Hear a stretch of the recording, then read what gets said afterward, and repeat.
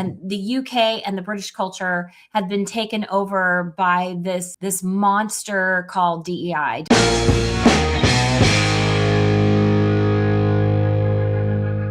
Welcome to Still Not Canceled. I am your host, Kelly Jackson. So I wanted to dive into a topic today, and that would be immigration, because the UK this last weekend, they had this huge British Pride rally, I guess you could say. And of course, the number one figure in that rally was a guy named Tommy Robinson. Many of you probably know who Tommy is. Many of you may not. About 5 years ago, he was jailed for pouring water over someone's head of the wrong cultural descent. And that was sort of what kicked off this movement that showed how much of the UK had essentially been, and the UK and the British culture had been taken over by this monster called DEI, diversity, equity, and inclusion. And now in the UK, people who have come into the UK as a result of legal immigration, mostly from, I think, Pakistan, they now outnumber native UK residents. So those that were born and raised in the UK that emulate that British culture, those people are being overtaken numbers wise by those who have immigrated in from other countries, because of the fact that the United States is such a much larger landmass than they have over there in the UK. That is why it hasn't happened to us yet. But if you look at states like Minnesota, states like California, where there has been a mass of either legal or illegal immigration of different cultures who then refuse to assimilate. They do not strive to become Americans. They like being whatever it is, that culture that they came from, and they have no intention of assimilating. You can see what it does to deteriorate the culture of Americanness in each of these states, because even though we are separate states, we're all Americans. And that's what people who come here should strive to be, is America. Let's just dive right into that. And I'm going to show you some clips. I want you to stick around to the end, because what I'm going to try to demonstrate to you through these clips is that you're going to see evidence that President Trump came into office making promises of getting illegals out of our country. And also, surprisingly, what I'm seeing is promises kept with regard to legal immigration. So I want you to stick around so that I can show you the evidence of that. So let's start with this clip from Tommy Robinson and Glenn Beck. Glenn Beck, hopefully I don't get a copyright strike for this, because Glenn Beck speaks to Tommy Robinson about how Great Britain got, and compares the decimation of the British culture in their countryside areas. If you've been to London, and I've been to London in the last couple of years, there are parts of London that are still very British. And that's where a lot of the wealthy people live. They don't let that DEI-ness into their part of London. But really, this has invaded the countryside, the cities outside of London. And that is what Tommy Robinson talks about in this clip. So let's go ahead and take a look at that. You can see what we're living under. The world can see the way he's treating you, the way he's treating politicians. How do you think he treats us? He's talking about how do you think they treat us? Oh, I can tell you now, just being here and really looking and trying to figure out, how is this happening?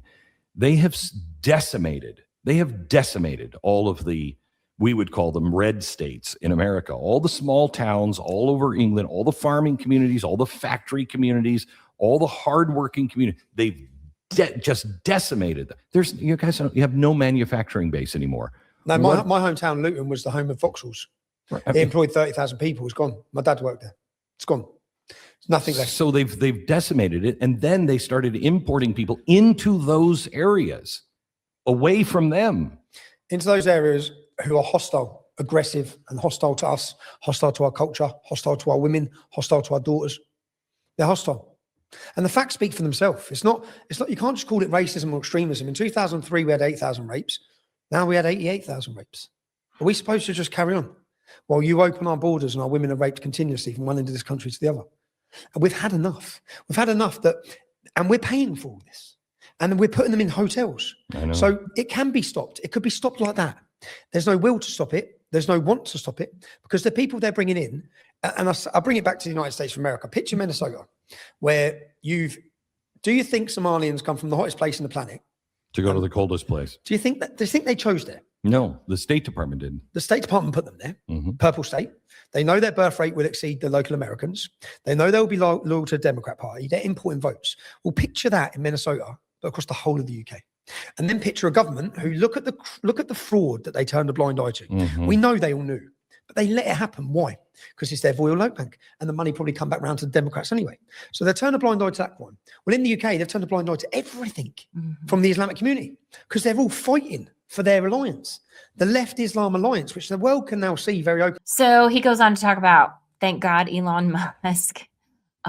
Basically, Elon Musk came back in and revitalized free speech, and thank God that he did. But what he's talking about in that clip is how Great Britain got, and that it was essentially through legal immigration, not illegal immigration. We sort of have an issue with a combination of the two. But I want to go to the next clip that shows, basically, it shows Keir Starmer. It's an article by CBS News, of all places. So thousands hit London streets for Unite the Kingdom, march organized by far-right activists. Of course, they have to call him that, even though CBS News is now being run by a supposedly one that is more like us. I'm not going to mention her name, but you all know who's running it now. But even then, they still have to throw that in there. Tens of thousands of demonstrators descended on central London on Saturday for a rally organized by far-right activist Tommy Robinson, who, with supporters framing the event as a protest against the erosion of British identity. Police estimated that around 60,000 people attended the Unite the Kingdom march, making it one of the largest right-wing mobilizations seen in Britain in recent years, though smaller than a similar Robinson-led rally. So they're trying to minimize it. Last September, Robinson is the founder of the nationalist and anti-Islamist English Defence League, and is one of the most influential far-right figures in Britain. So you're hearing them talk about him, and they're encasing his character, they're characterizing him and encapsulating his identity in a lot of this language: nationalist, anti-Islamist, far-right. They're really, really, really doing their very best to make him out to be the boogeyman. Crowds carrying St. George's Cross, which is the original Great Britain flag, and Union Jack flags marched through central London, chanting, "We want Starmer out and Christ is King." Some wore red "Make England Great Again" hats, echoing President Trump's "Make America Great Again" movement. And I will tell you, and I don't have the clip of it, I wish I could have found it, but I can't. They had one of those big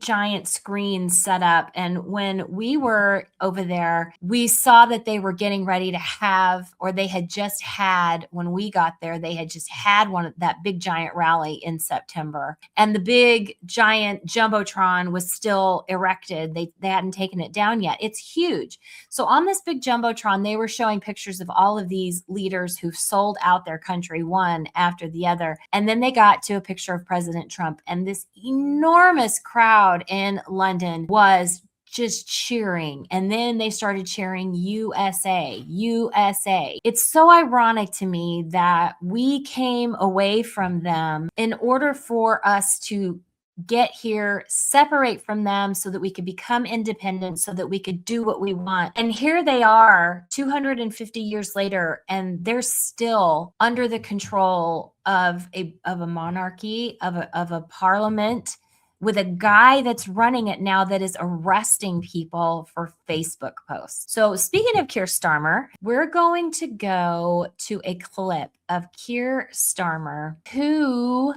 is basically, he put out his own piece of propaganda to sort of try to dissuade people, to try to scare people, for people that he thinks he can convince not to show up to this, to these events, to this event.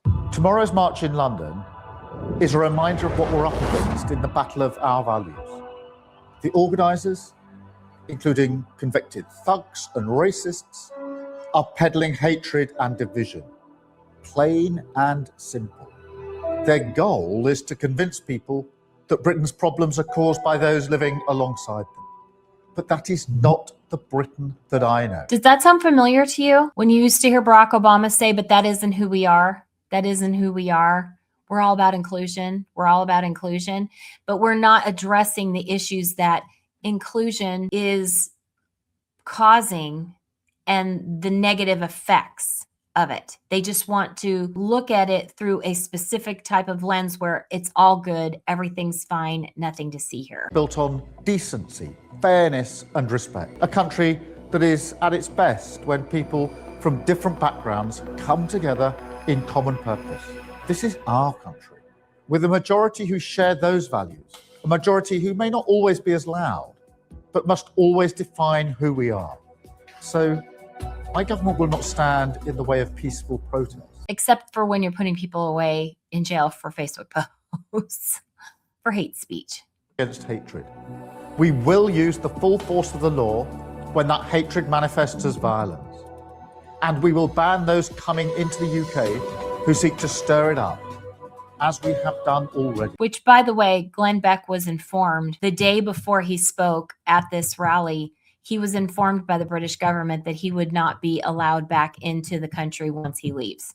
So he was told that. Now, if Keir Starmer's not there, I guess it doesn't matter. But still, to be told that if you come and utilize free speech, which you have a right to no matter, I mean, Great Britain is supposed to be a country of free speech. So if there isn't any problems with what is going on in the country, then you should be able to sort of say whatever you want and it doesn't matter. But because he's going to speak at that rally, he was told he can never come back.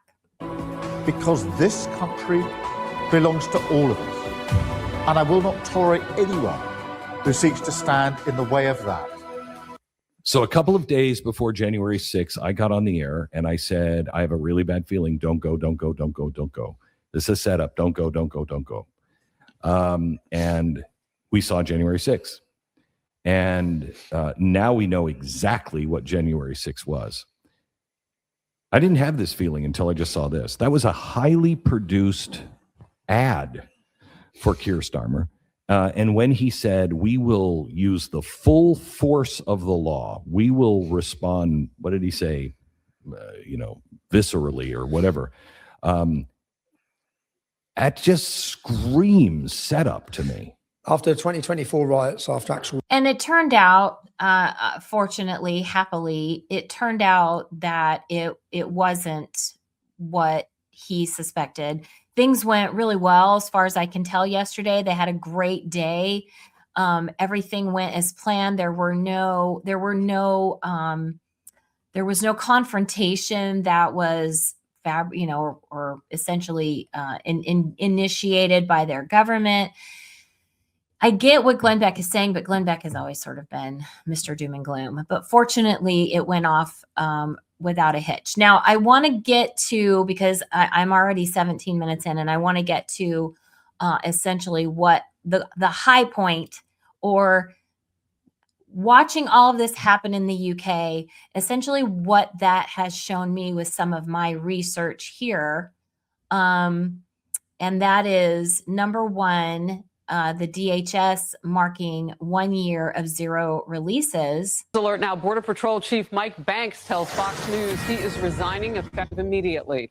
Congressional correspondent Bill Malugin has this news. Bill.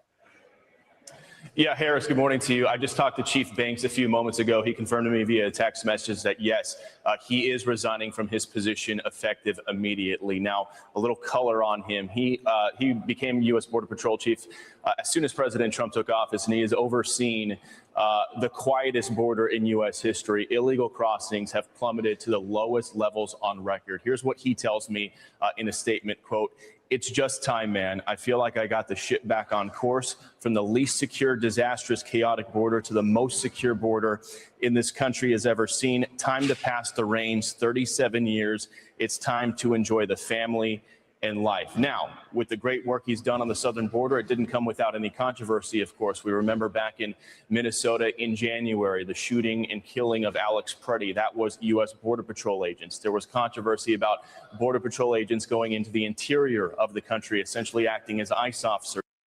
And of course that's what we've seen. As soon as President Trump took office and he started to seal off the border, we saw a lot of mainstream media news stories that characterized it as this violent, just loaded with violence and chaos and discrimination and all of those things, when in reality, when you had something that was operating the way that our border was, which was essentially with a complete lawlessness, it's going to take a strong hand, and it's going to take a lot of somewhat aggressive approach to lock things down and get them managed well.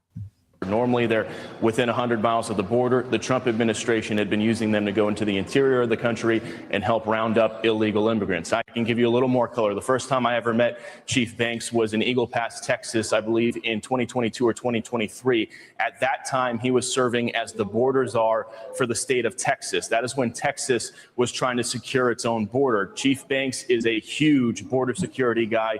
He's worked for a long time in Border Patrol, decades in border law enforcement, and he was the guy in charge of the state of Texas, putting out all that razor wire, deploying Texas state troopers everywhere, putting barricades in the water. He has been leading the charge on securing the border after the disastrous 4 years of the Biden administration. He feels in that text message to me that he's done that job. It's time for him to pack up and sail off into the sunset. This, of course, happening, Harris, as a CBP and ICE still remain unfunded as we speak.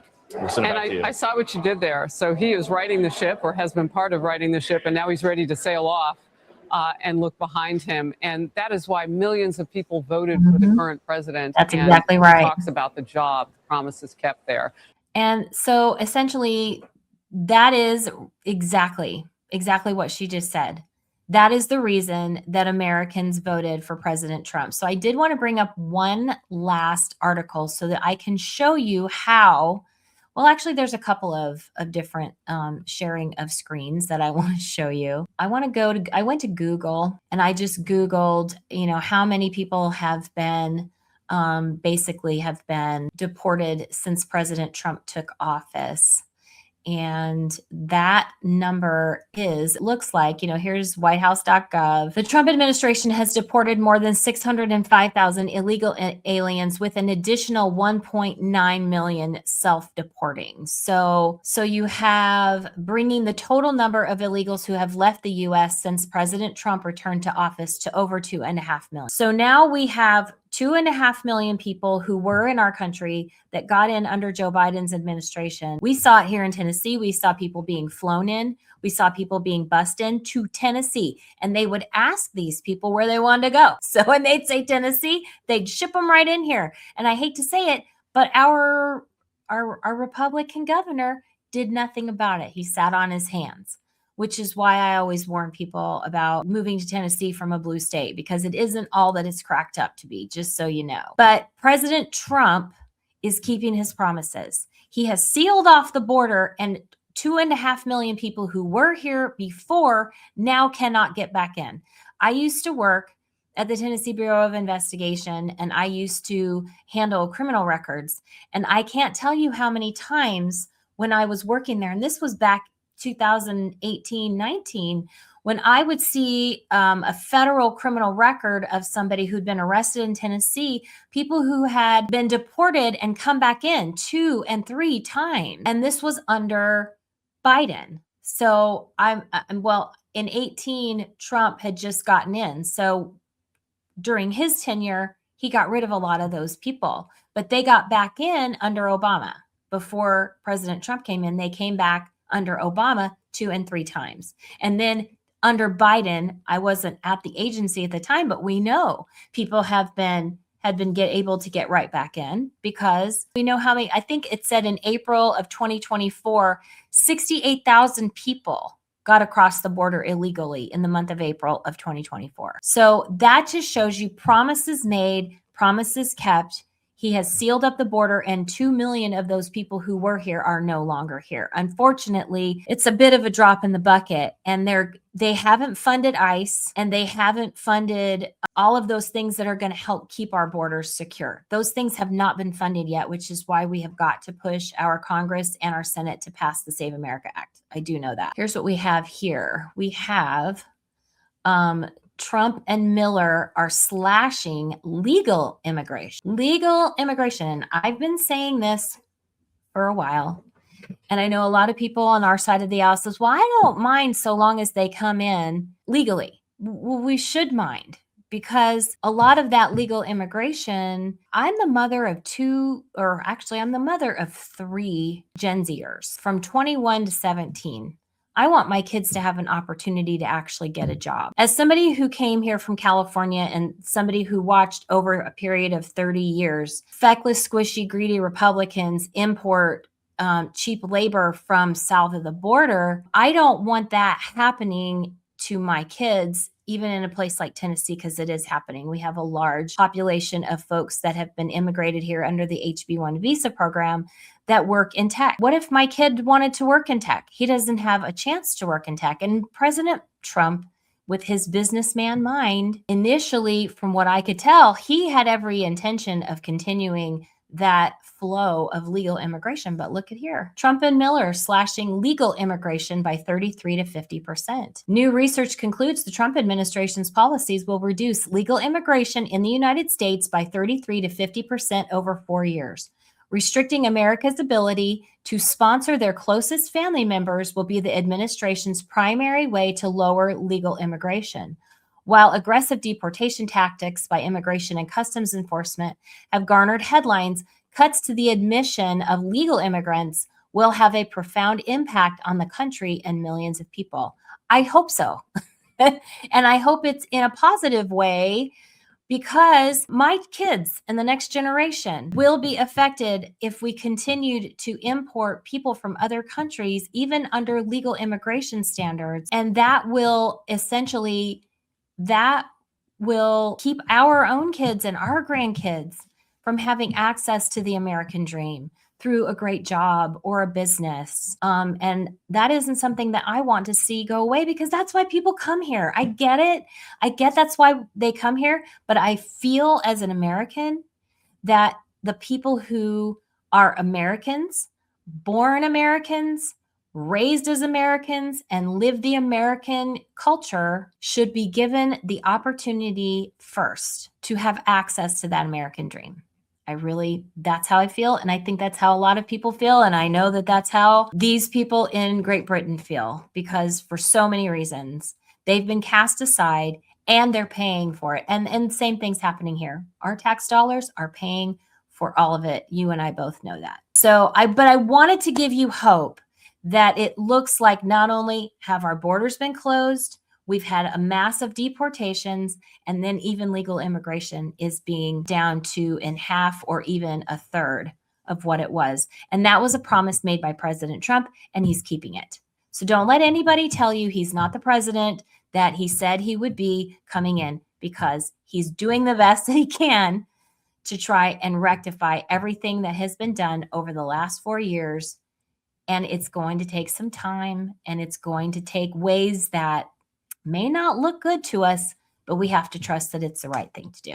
So anyway, thanks so much for joining me today. I know we've gone a little bit long, but I hope that I was able to sort of give you some hope that we are on the right track and we are headed in the right direction.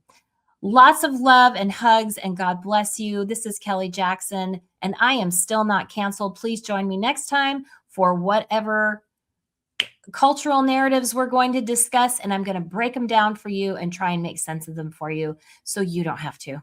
Thanks so much. Bye-bye.